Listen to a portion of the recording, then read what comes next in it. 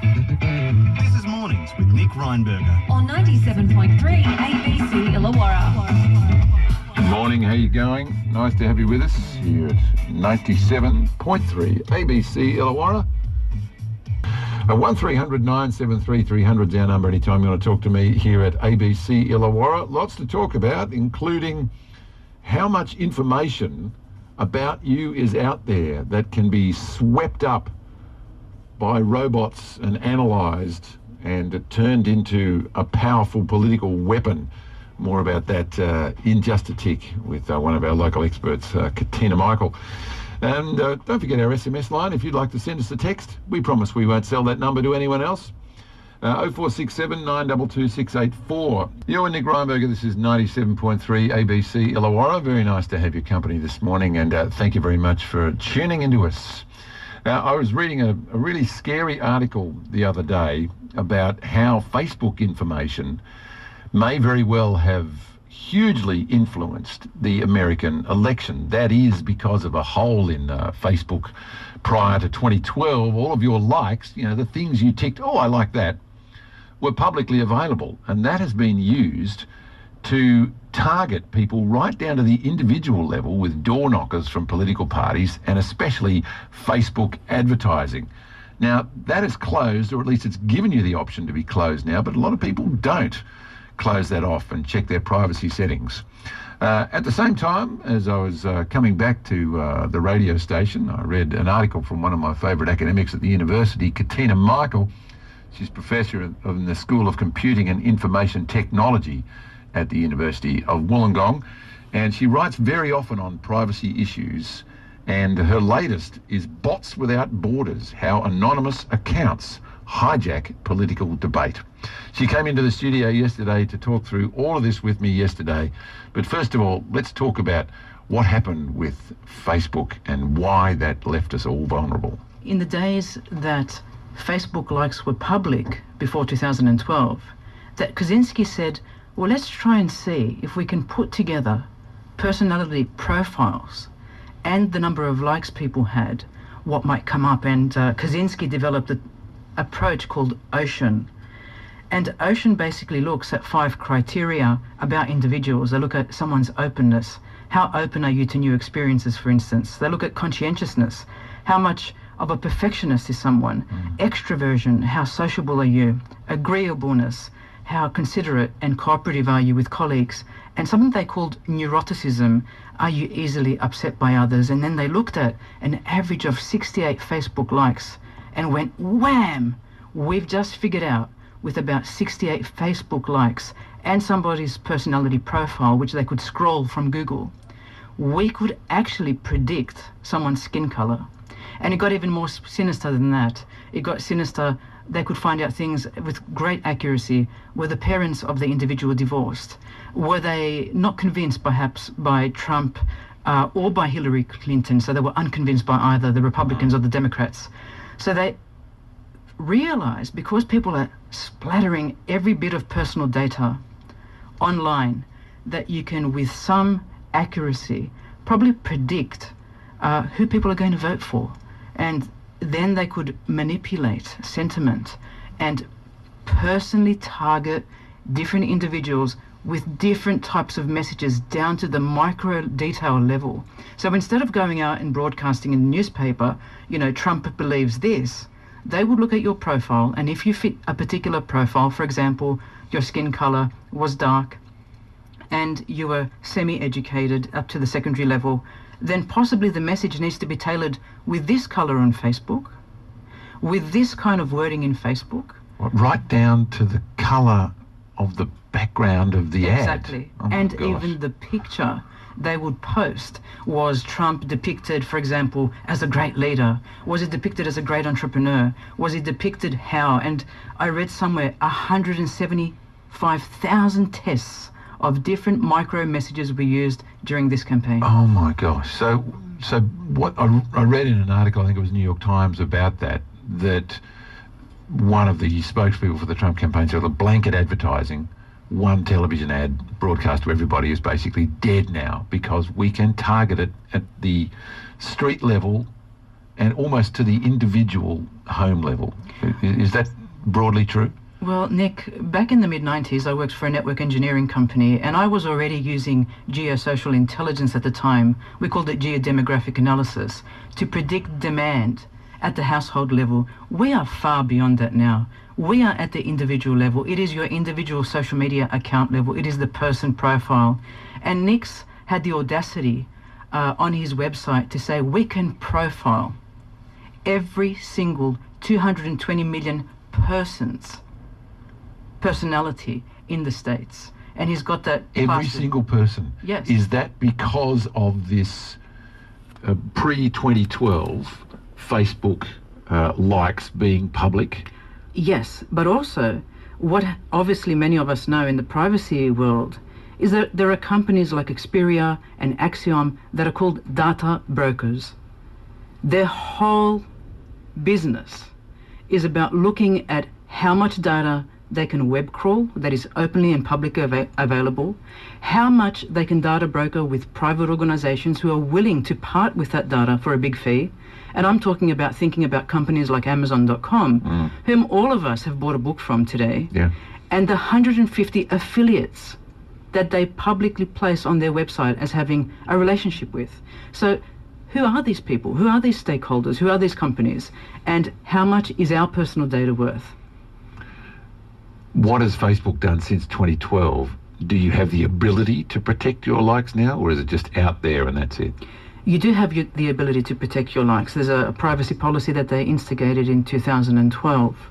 However, I would say that a great number of people don't have privacy screens on their Facebook accounts. But beyond that, actually, Cambridge Analytica came with an agreement to Facebook and asked for their ability for their software to get personal data if the person consented. So it's something called an API, an application program interface, which allows certain companies with certain consent at the point of click, when we've all been at that screen, that dialog box that says, you're about to give over your data to this company. Are you okay with that? And most of us press okay because we want that application functionality or that section of Facebook access.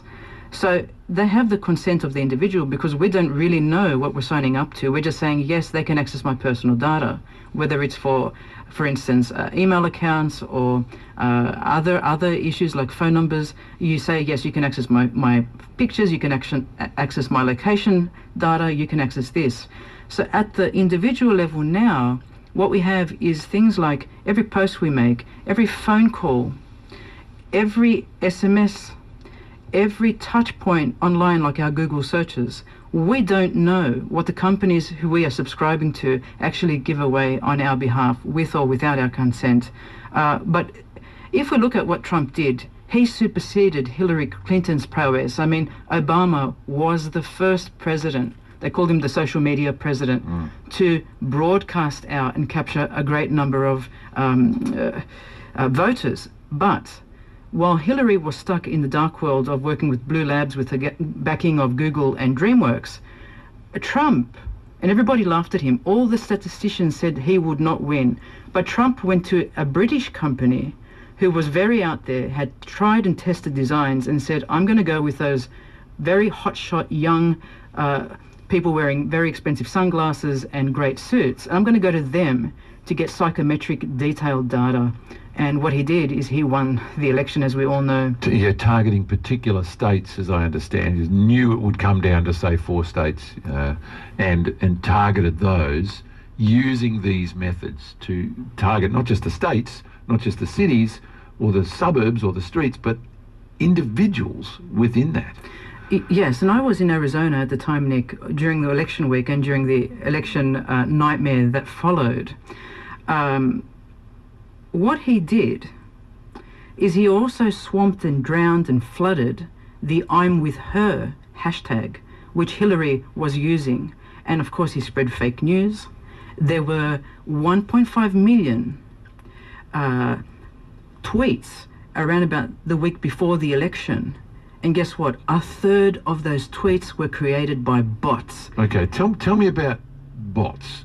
and why this is significant on Twitter. This is an automated response system of some sort. How does it work? So the bots are great at conversations, and they replace humans. They are great at repetitive tasks, they are great at gathering data, and they are great at posting data. And so a third of the messages around about that week of campaign, 1.5 million of them, were fake. That's about 500 million messages were fake. So at that point... So this is a bot automatically setting itself up a profile on Twitter and then starting to post messages? Yes, and there were 19 million bots. 19 million accounts. Well, why can't Twitter prevent these machines from setting up accounts that look like humans? We're almost getting to the Turing test here, where they're bypassing the human controls. It is a Turing test. It is like being in a boardroom and that dominant voice raising their hand, or actually butting in and not raising their hand and saying, I believe this and we should do this and that's how it should happen. And it's the same online. And because most people in the society are unaware about bots, are unaware that sometimes when they chat with organizations instead of call them up or email them, that the chat is actually a conversational bot client. It's not even a human on the other side telling you, yes, this is what you should do and this is how you should follow through the links on the web pages. So we don't even know sometimes. That's a total Turing test. That's exactly how Alan Turing set it up. You're accessing something, whether it's a machine or a human, via a terminal, and if you can't tell whether it's human or not, all of a sudden machines have human intelligence. Exactly. So basically we're believing, and it's the sheep mentality, we're just following what the consensus means. And when I was the day of the election, I remember being Arizona State University campus and people were wearing "you should vote" badges, but because everyone thought this is an easy decision, Hillary will win, and it seemed like she had more votes as the day went on social media. People weren't motivated to go out and actually vote. No, so Trump is there, I believe, and from the evidence that I've read, because of psychographics. He uses business acumen. He said, how shall we do this in a data-driven way? Let's sit down and work out, how can we pinpoint what every single person thinks in America? Right, now we have a strategy to counter that. And that's what it's called, a counter-revolutionary marketing strategy. Yeah. Could it have worked with anyone else but Trump, because Trump was willing to be all things to all people and contradict himself? So he could target different people with different messages that might even be contradictory. Yes, I think anyone possibly could have applied the same measure. It would be very interesting in the next election when both parties come out all guns blazing. It's basically going to be a bot war. Are my bots better than yours? And can we fake the public to believe this? Oh my gosh. Now we'll have people listening to us who are all of a sudden really scared about accessing their social media accounts or posting to it. And something else you've been interested in is a new app that helps you monitor your own social media usage. Do you think that's useful? I think it is useful. I think we have to raise awareness over our social media use and contextually raise awareness. For example, I'm not advocating that people who use social media for work purposes, all of a sudden stop doing that, or whether people are getting a balanced view of news from a variety of citizen journalism through social media, that they should stop doing that. In fact, as we saw through the Arab Spring, it's very important that we take advantage of social media as a way to access balanced information. Well, there is powers for good and there is powers for evil. But the question is who's going to win out? And I think we also should be aware, looking at what's happened in Syria, for example, it's a great example. The hashtag Syria was taken over by the government. And what they did is they hired a Bahrain company called Egna, and Egna was asked to create a media server that would literally flood and drown the hashtag Syria, hashtag Save Aleppo, hashtag MAR, as in March 15, to drown it out with accounts, which were bots of course, like Lovely Syria, at Lovely Syria, that would drown it out with nonsensical data. So trying to weed through all of this social media information is almost impossible when legitimate things are being drowned out either by the Mokbaret in Syria, which are the intelligence agents, who are, again, at the individual level, firing back and saying, you shall not protest online because we know who you are and we know where you live. And then you've got the government and then other Islamic terror extremist groups at the state level. And then you have all of these things happening at once. No wonder we're confused. But going back to antisocial, I think more of us should start talking to each other and having physical discourse. And Antisocial is an app that you can download and do the Antisocial 2-week test, which will raise awareness in yourself about how often you use social media. And of course, Antisocial incorporates things by the number of times you unlock your phone, the number of times you SMS, the number of times you open particular applications. And it's the first time that any app has done that at this level for the Android device. But do the 2-week test, see what comes up for you. You know, I was surprised. I don't think I'm a very heavy social media user, but I'm definitely a social media user. But one day that I thought I was taking a break, almost a detox day, I think I accessed the handset some 58 times. And that was a low day. That was a low day. day. That was a consciously Yes. Avoiding sort of day. Yes. So. Oh my Lord. So, and you are better informed than anyone in Australia about this stuff, frankly. So I started to think, what does this mean? You know, should I begin writing down, like you do when you're having a real diet and having a calorie control diet? You say, you know, I shouldn't go over 2,000 or 3,000 calories a day. And it got me thinking. I got questioning the way the inner workings of the app is working. And we refined some things with the team at Bugbean in Melbourne. It's a Melbourne-based company that's doing this. But what I did find is that contextually, it's wonderful when I use it for work. It really helps me to share my research out to the public. It helps me to get people to participate in my research.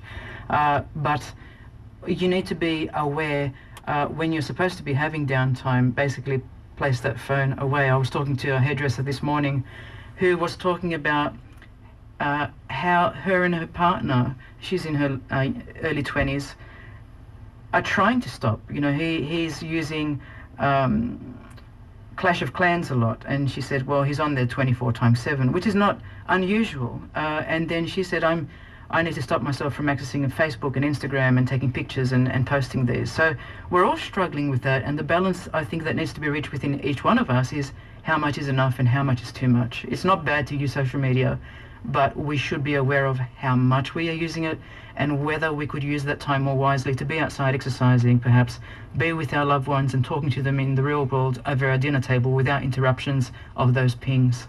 This is Mornings with Nick Reinberger. On 97.3 ABC Illawarra. Katina Michael here at 97.3 ABC Illawarra.